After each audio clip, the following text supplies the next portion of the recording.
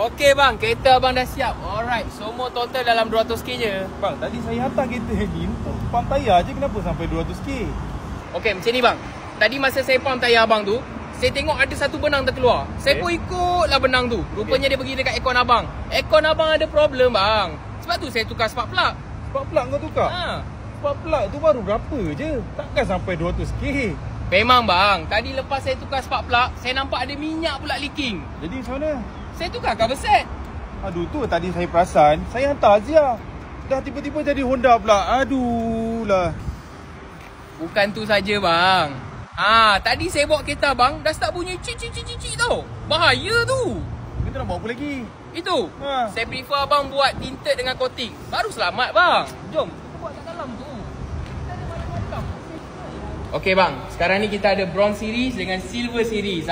Silver series ni ada infrared rejection sampai 98%. Jadi, awak nak saja saya mana? Saya suggest abang pakai bronze series dululah. Sebab lepas tu kita akan lapik silver series yang atas dia dengan gold series ni dengan diamond series yang atas dia. Macam tu, lapik. Oh, dah macam kek lapis Abang nak selamat tak? Abang dah nak bini kan?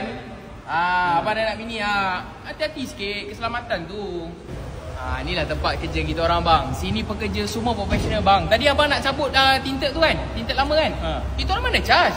Kita orang kerja kat sini bang, jujur, amanah, tak pernah menipu bang. Ya bang. Tapi kan kereta abang tu aircon tak nak tinted ke? Aircon pun nak tinted juga? Tinted lah. Abang tak rasa ke sejuk sangat tadi aircon tu? Bahaya bang untuk anak bini. Baik kita pakai diamond series untuk tinted tu. Lepas tu tanah depan tu abang tak nak beli ke?